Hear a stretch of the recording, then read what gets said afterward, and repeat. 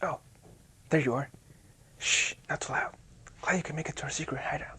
Yes, I have tech news. Now be quiet.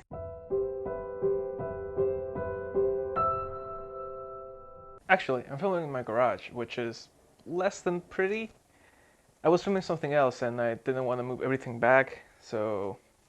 News. We start off with the biggest news this weekend. Canon unveiling the EOS M50. This is their new entry-level mirrorless camera, and a lot of the rumors were true. It's got all the buzzwords in one package. Lightweight mirrorless? Check. Improved dual pixel AF? Check. Flippy selfie screen? Check.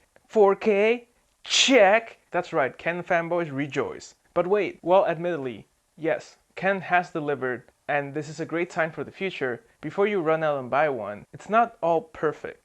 4K, for example, it's cropped, making it similar to Micro Four Thirds, which isn't terrible, but then you also can't use dual pixel AF in 4K. Still, this is just entry level, $800 or something like that.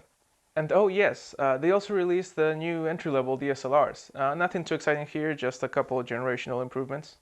Something else that they released that's slightly more interesting is their new flagship flash.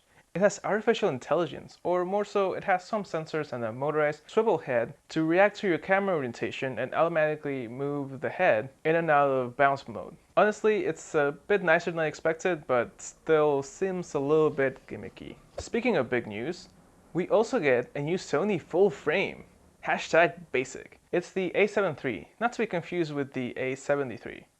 Which is a camera I totally made up. Anyways, the new vanilla A7 comes with a 24 megapixel BSI sensor, and it can shoot up to 10 frames per second. It also has a pretty nice focusing system, similar to the A9, but obviously not as good. It also shoots 4K, no crop, S-Log, you bet. And like its bigger siblings, the A9 and R3, it has a bigger battery and dual SD cards. That's honestly quite surprising given that this is entry level after all. At $2,000, there's no feature that sets it apart, but it's a well thought out and balanced product that will make a lot of people happy. Good job, Sony. Lastly, on big releases, Samsung unveiled the Galaxy S9. We covered a lot of its leaks and speculations episodes prior, and most of them in fact did make it to the final product. It's got a variable aperture lens on the back, and can shoot super slow-mo, as they're calling it. And yes, it is 960 frames per second, but only for a couple seconds, similar to the Sony RX100. It can actually detect motion and start recording then to not waste those precious seconds. Pretty cool, but this last feature seems to need some improvement.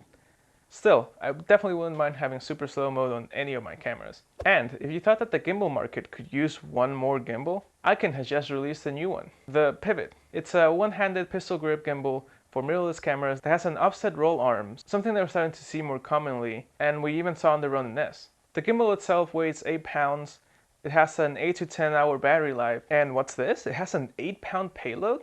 That's pretty good. How much is this? 750? 750? Yeah, alright. We're gonna have to keep an eye on this one. And you know what you should keep an eye out for? These next few short stories. Laowa has a new APS-C lens, a 9mm f2.8 0D macro lens. It's pretty unique. And Sony's pushing the boundaries again with a dual camera setup for smartphones that can reach 51,200 max ISO for photos and 12,800 ISO for video. And it doesn't look like trash. Panasonic has a new 50mm to 200 f2.8 to 4 for Micro Four Thirds cameras. Sigma's new 14 to 24mm f2.8 will have a price of $12.99. This isn't bad. Also Sigma, we're getting leaks of a lot of upcoming R lenses. I think more have already come out, but here's the 105mm f1.4 and the 70mm 2.8 macro lens. Yes, a macro art lens. And Microsoft has launched this new app that lets you transfer smartphone photos to your computer over Wi-Fi. So kind of like AirDrop. 500 Pix has been acquired by BCG, which is apparently the Getty's image of China. eMotormo has a new kit for motorizing their Dana Dolly. Apparently this is the cheap way to do it. Tifton has a new monopod with a pedal. Now you can pretend to accelerate while taking pictures. But no, seriously, you can extend and retract the monopod using this pedal. And finally, something that's a bit too nerdy for even me to fully care. There's a new prototype of what's being called a perfect sensor. I put lens sensor, where it could theoretically count each number of photons that hit each receptor, instead of averaging intensity over a certain time exposure. I didn't write an outro. So Nadia just showed up to my house and she's gonna do the outro for me because I didn't write one. Thank you guys so much for watching. Make sure to like this video if you liked it and subscribe down below. Be sure to comment what your favorite story was of the day and what you thought about it. And go follow us on all our social medias and use the hashtag Neverland Creators to be featured in one of these videos. Nobody's done it yet. Nobody has done it yet. Okay, bye. That's pretty good.